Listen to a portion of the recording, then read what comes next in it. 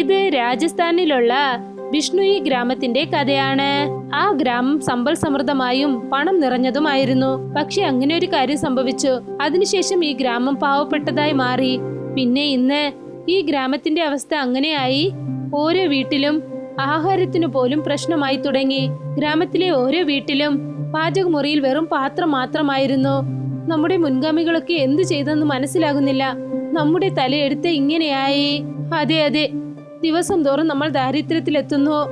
നമ്മൾ അധ്വാനിക്കുന്നുണ്ട്, പക്ഷെ വയറ് നിറയെ കഴിക്കാനാവുന്നില്ല. ചില സമയത്ത് ഈ ഭൂമി തന്നെ മാറിപ്പോകുന്നു.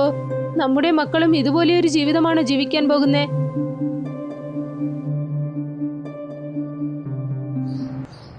ഒരു കൈപ്പിടി മാവ് തരുമോളെ, ഈ സാധുവിന്റെ വയറ് നിറയും. ഞങ്ങളുടെ വീട്ടിലെ കഴിക്കാൻ ഒന്നുമില്ല, നിങ്ങൾക്ക് ഞാൻ എങ്ങനെ തരാനാണ്? ബാവാ, ഈ ഗ്രാമം മുഴുവൻ ദാരിദ്ര്യത്തിലാണ്. ദാരിദ്ര്യമല്ല, നിങ്ങളുടെ വിശ്വാസമാണ് കുറഞ്ഞു പോയിട്ടുണ്ട്. ഞാനും കാണുന്നു, നിങ്ങളുടെ ഗ്രാമത്തിലെ സ്വർണ്ണ പാനകൾ സ്വർണം കൊണ്ട് നിറഞ്ഞിട്ടുണ്ട്. എവിടെ?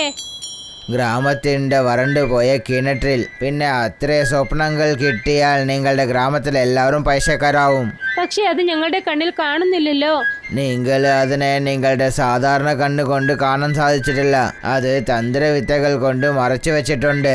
ഒരുപക്ഷെ നിങ്ങൾക്ക് ആ നിധി കിട്ടണമെങ്കിൽ അമാവാസ രാത്രി അന്ന് നരബലി ഇടേണ്ടി വരും. ഞങ്ങൾ നരബലി കൊടുക്കാൻ റെഡിയായിരിക്കാണ്. എന്ന് വെച്ചാൽ തന്ത്രയാഗത്തിന് തയ്യാറായിക്കോളൂ. വരണ്ട കിണറിനടുത്ത് ഗ്രാമത്തിലെ ജനങ്ങൾ മന്ത്രയാഗം ചെയ്യാനുള്ള ഏർപ്പാടുകൾ ചെയ്യുകയായിരുന്നു. ബാവ മദീര, ചിക്കനും മീനും രക്തവും ചാമ്പലും മണ്ടയോടും എല്ലാം വെച്ചുകൊണ്ടിരുന്നു. ഗ്രാമത്തിലെ ജനങ്ങളെ, നരബലിന് ഒരാളാണ് വേണ്ടത്. അപ്പോഴേ പ്രേതത്തിന്റെ കറ്റുമുറിയും. ബാബാ, നിങ്ങൾ വിഷമിക്കണ്ട. ഞങ്ങളുടെ ഗ്രാമത്തിന്റെ ആൾക്കാരിന് വേണ്ടി ഞങ്ങളെ ബലി കൊടുക്കാൻ തയ്യാറാണ്. നിങ്ങൾ ആ പ്രേതത്തിന്റെ കട്ട് അവിൽക്കാനായിട്ട് വിധിമുറകൾ ചെയ്യൂ.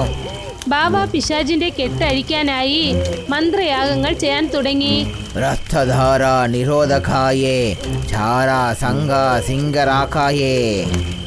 ബാബ ആ മന്ത്രയാഗം രാത്രി മുഴുവനും ചെയ്തു. ആ മന്ത്രയാഗം അവസാന ഘട്ടത്തിലെത്തിയപ്പോൾ ആ വരണ്ട കിണറിനടുത്തുണ്ടായിരുന്ന ഭൂമിയെല്ലാം പതറാൻ തുടങ്ങി. അത് കണ്ടിട്ട് ഗ്രാമത്തിലെ ജനങ്ങൾ പേടിച്ചു പോയി. ബാബാ, ഇവിടെ എന്താണ് നടക്കുന്നത്? ഇത് കാരണം എന്താ കാണുന്നു വെച്ചാൽ, അതായത് നിധിനെ രക്ഷിക്കുന്ന ആ ധനപിശാചിന്റെ ഗവനം ചെതറിയിട്ടുണ്ട്. ബാബ ഇങ്ങനെ പറഞ്ഞുകൊണ്ടിരിക്കുകയായിരുന്നു. അപ്പോഴാണ് ധനപിശാച് കിണറിൽ നിന്നും പുറത്തേക്ക് വന്നത്. അത് കാറ്റത്ത് പറന്നുകൊണ്ടിരുന്നു. നീളമുള്ള കറുത്ത മുടി കാറ്റത്ത് പാമ്പിനെ പോലെ ആടിക്കൊണ്ടിരുന്നു. കണ്ണുകൾ രക്തം കൊണ്ട് ചുമന്നിരുന്നു. ചുണ്ടുകൾ കീറിക്കൊണ്ട് കൂർത്ത പല്ലുകൾ. അതിൻ്റെ മുഖം ചാമ്പൽ പോലെ ഉണങ്ങിയിരുന്നു. തോലൊക്കെ കീറിപ്പോയിരുന്നു. പിന്നെ അത് സ്വർണം കൊണ്ട് നിറഞ്ഞിരുന്നു. ഇത് കണ്ടിട്ട് ഗ്രാമത്തിലെ ജനങ്ങളൊക്കെ ഓടാൻ തുടങ്ങി. പേടിക്കണ്ട, ആ ധനപിശാചിന് നരബലി കൊടുത്താൽ മതിയാണ്. അപ്പോഴേ അത് സന്തോഷപ്പെടും. ഗ്രാമത്തിലെ എല്ലാവരും പൈസക്കാരായി പോവും. പക്ഷേ ബാബാ, ആരാണ് തന്റെ ജീവൻ കൊടുക്കും? ആരും അത് തരില്ലായിരുന്നു. ധനപിശാചിനെ കണ്ടിട്ട് ഗ്രാമത്തിലെ ജനങ്ങളൊക്കെ പേടിച്ചോടാൻ തുടങ്ങി. മന്ത്രം ചെയ്യുന്ന സ്ഥലത്ത് ബാബ മാത്രം ഇരിക്കുകയായിരുന്നു. എനിക്ക് നരബലി താ, എനിക്ക് നരബലി വേണം. ഇല്ല ഇല്ല.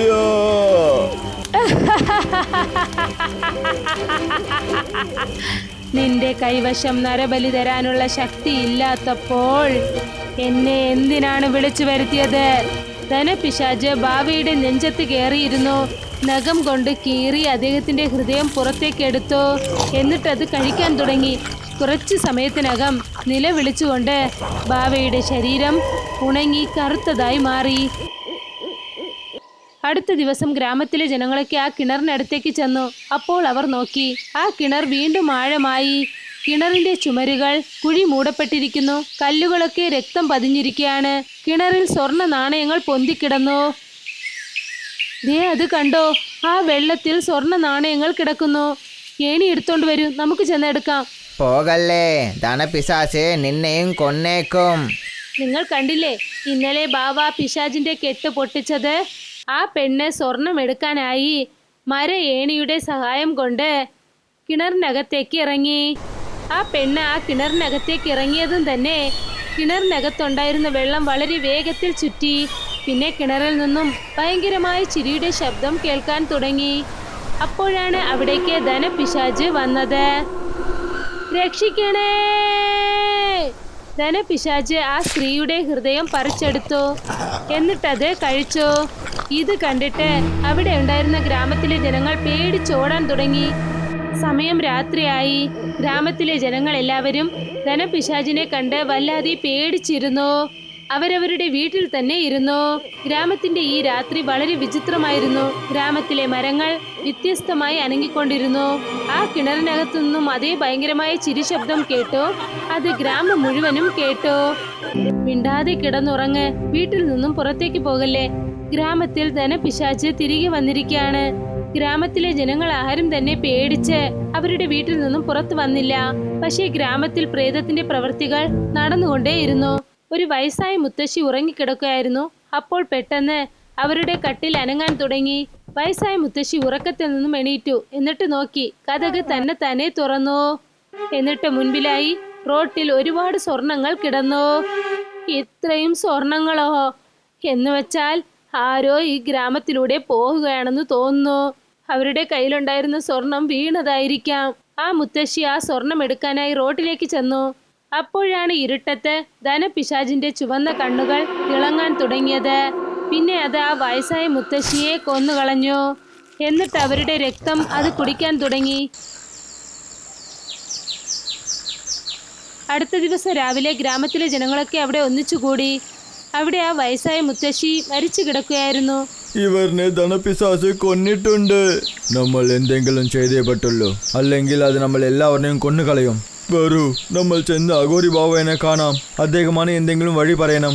തലവനും ഗ്രാമത്തിലുള്ളവരെല്ലാവരും അഘോരി ബാവയെ കാണാനായി ചെന്നു. എന്നിട്ട് അദ്ദേഹത്തോട് നടന്ന കാര്യങ്ങളെല്ലാം തന്നെ പറഞ്ഞു. ഞങ്ങൾ എല്ലാവരും ചേർന്ന് ആ ധനപിശാചിനെ കിണറ്റിൽ നിന്നും വർദ്ധിപ്പിച്ചു.